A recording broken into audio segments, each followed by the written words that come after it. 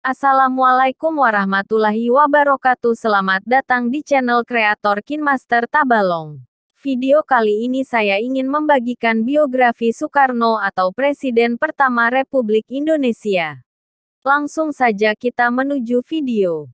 Biografi Soekarno atau yang biasa dipanggil Bung Karno yang lahir di Surabaya, Jawa Timur pada tanggal 6 Juni tahun 1901 dari pasangan Raden Sukemi Sosrodihardjo dengan Ida Ayu Nyomanrai.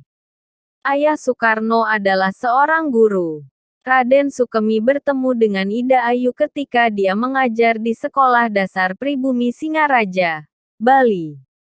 Soekarno hanya menghabiskan sedikit masa kecilnya dengan orang tuanya hingga akhirnya dia tinggal bersama kakeknya, Raden Harjokromo di Tulungagung, Jawa Timur. Soekarno pertama kali bersekolah di Tulungagung hingga akhirnya dia ikut kedua orang tuanya pindah ke Mojokerto. Di Mojokerto, ayahnya memasukkan Soekarno ke Irste Inland School. Di tahun 1911, Soekarno dipindahkan ke Ropise Lagere School ELS untuk memudahkannya diterima di Hugere Burger School HBS. Setelah lulus pada tahun 1915, Soekarno melanjutkan pendidikannya di HBS, Surabaya, Jawa Timur. Di Surabaya, Soekarno banyak bertemu dengan para tokoh dari Sarekat Islam, organisasi yang kala itu dipimpin oleh Hos Cokroaminoto yang juga memberi tumpangan ketika Soekarno tinggal di Surabaya. Dari sinilah, rasa nasionalisme dari dalam diri Soekarno terus menggelora. Di tahun berikutnya, Soekarno mulai aktif dalam kegiatan organisasi pemuda Trikoro Darmo yang dibentuk sebagai organisasi dari Budi Utomo. Nama organisasi tersebut kemudian Soekarno ganti menjadi Jong Java Pemuda Jawa pada 1918. Di tahun 1920 seusai tamat dari HBS, Soekarno melanjutkan studinya ke Teknise Hoge School, sekarang berganti nama menjadi Institut Teknologi Bandung, di Bandung dan mengambil jurusan Teknik Sipil. Saat bersekolah di Bandung, Soekarno tinggal di kediaman Haji Sanusi yang merupakan anggota Sarekat Islam dan sahabat karib Cokroaminoto. Melalui Haji Sanusi, Soekarno berinteraksi dengan Ki Hajar Dewantara, Cipto Mangunkusumo dan Dr. Dowes Dekker, yang saat itu merupakan pemimpin organisasi National Indische Partij. Pada tahun 1926, Soekarno mendirikan Algemene Studi Club di Bandung yang diinspirasi dari Indonesische Studi Club, dipimpin oleh Dr. Sutomo. Algemene Studi Club merupakan cikal bakal berdirinya Partai Nasional Indonesia pada tahun 1927.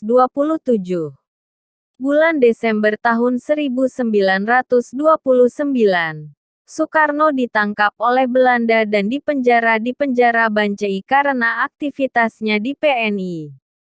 Pada tahun 1930, Soekarno dipindahkan ke penjara Sukamiskin. Dari dalam penjara inilah, Soekarno membuat pledoi yang fenomenal. Indonesia menggugat. Soekarno dibebaskan pada tanggal 31 Desember tahun 1931. Pada bulan Juli tahun 1932, Soekarno bergabung dengan Partai Indonesia Partindo, yang merupakan pecahan dari PNI.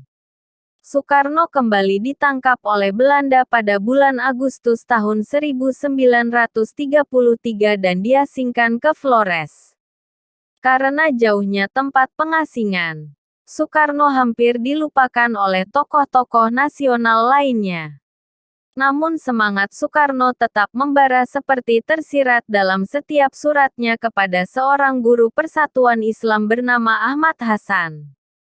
Pada tahun 1938 hingga tahun 1942 Soekarno diasingkan ke Provinsi Bengkulu. Soekarno baru benar-benar bebas setelah masa penjajahan Jepang pada tahun 1942. Di awal kependudukannya, Jepang tidak terlalu memperhatikan tokoh-tokoh pergerakan Indonesia hingga akhirnya sekitar tahun 1943 Jepang menyadari betapa pentingnya para tokoh ini. Jepang mulai memanfaatkan tokoh pergerakan Indonesia di mana salah satunya adalah Soekarno untuk menarik perhatian penduduk Indonesia terhadap propaganda Jepang. Akhirnya tokoh-tokoh nasional ini mulai bekerja sama dengan pemerintah pendudukan Jepang untuk dapat mencapai kemerdekaan Indonesia. Meski ada pula yang tetap melakukan gerakan perlawanan seperti Sultan Syahrir dan Amir Syarifuddin karena menganggap Jepang adalah fasis yang berbahaya. Soekarno sendiri mulai aktif mempersiapkan kemerdekaan Indonesia. Di antaranya adalah merumuskan Pancasila, UUD 1945 dan dasar-dasar pemerintahan Indonesia termasuk merumuskan naskah proklamasi kemerdekaan. Pada bulan Agustus tahun 1945, Soekarno diundang oleh Marsekal Tarauchi, pimpinan Angkatan Darat Wilayah Asia Tenggara ke Dalat, Vietnam. Marsekal Tarauchi menyatakan bahwa sudah saatnya Indonesia merdeka dan segala urusan proklamasi kemerdekaan Indonesia adalah tanggung jawab rakyat Indonesia sendiri. Setelah menemui Marsekal Tarauchi di Dalat, Vietnam, terjadilah peristiwa Rengas Dengklok pada tanggal 16 Agustus tahun 1945. Para tokoh pemuda dari Peta menuntut agar Soekarno dan Hatta segera memproklamasikan kemerdekaan Republik Indonesia. Karena pada saat itu di Indonesia terjadi kevakuman kekuasaan. Ini disebabkan karena Jepang telah menyerah dan pasukan sekutu belum tiba. Namun Soekarno, Hatta dan beberapa tokoh lainnya menolak tuntutan ini dengan alasan menunggu kejelasan mengenai penyerahan Jepang. Pada akhirnya, Soekarno bersama tokoh-tokoh nasional lainnya mulai mempersiapkan diri menjelang proklamasi kemerdekaan Republik Indonesia. Berdasarkan sidang yang diadakan oleh Badan Penyelidik Usaha Persiapan Kemerdekaan Indonesia, BPUPKI, panitia kecil untuk upacara proklamasi yang terdiri dari 8 orang resmi dibentuk. Pada tanggal 17 Agustus tahun 1945, Indonesia memproklamirkan kemerdekaannya. Teks proklamasi secara langsung dibacakan oleh Soekarno yang semenjak pagi telah memenuhi halaman rumahnya di Jalan Pegangsaan Timur 56, Jakarta. Pada tanggal 18 Agustus tahun 1945, Soekarno dan Muhammad Hatta diangkat oleh PPKI menjadi Presiden dan Wakil Presiden Republik Indonesia.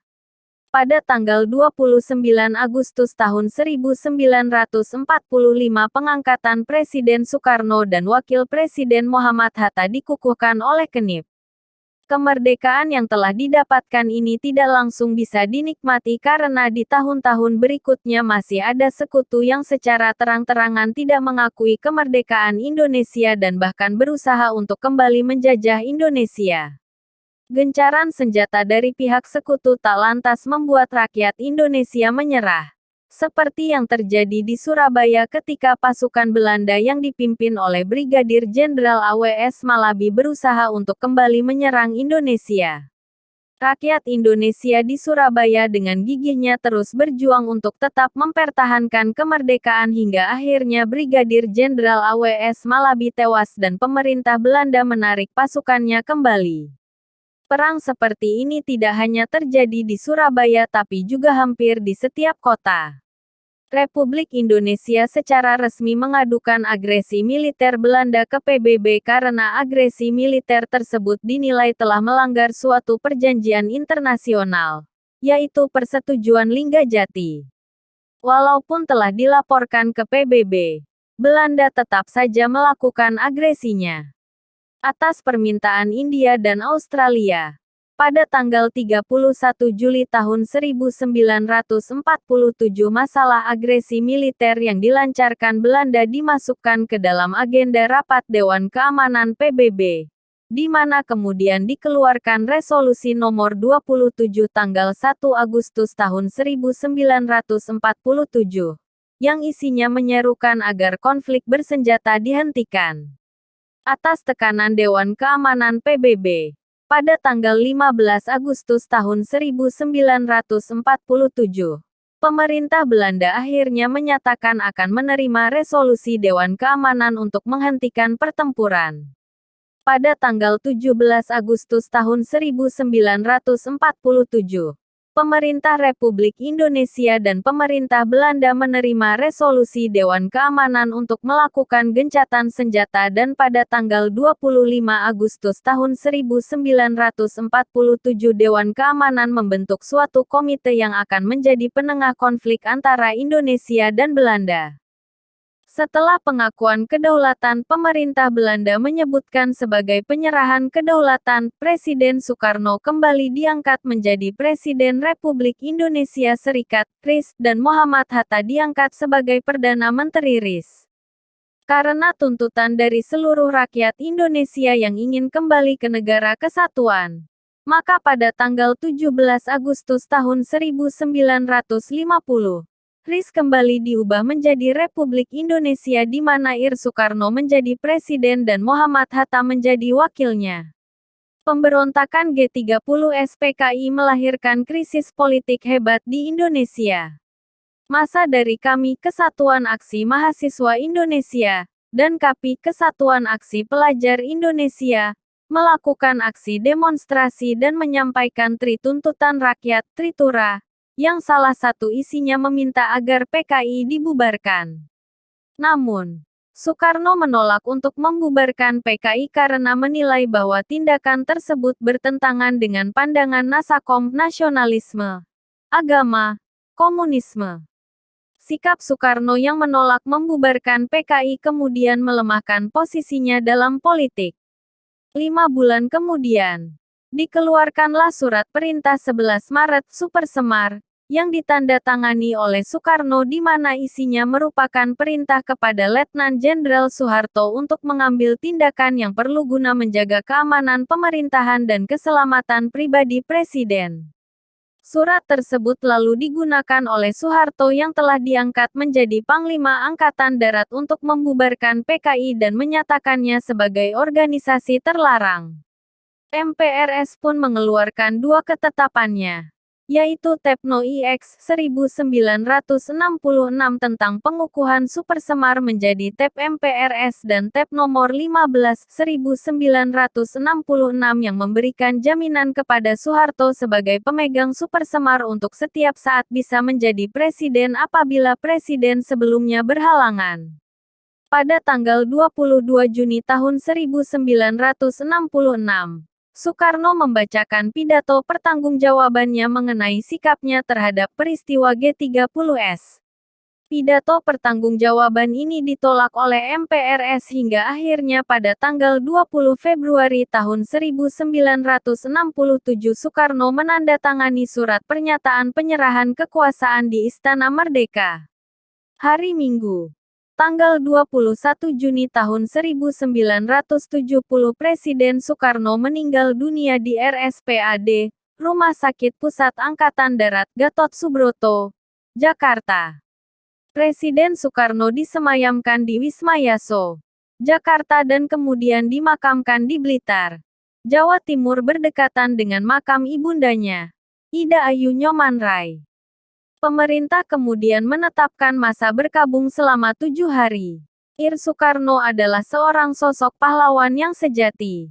Dia tidak hanya diakui berjasa bagi bangsanya sendiri tapi juga memberikan pengabdiannya untuk kedamaian di dunia.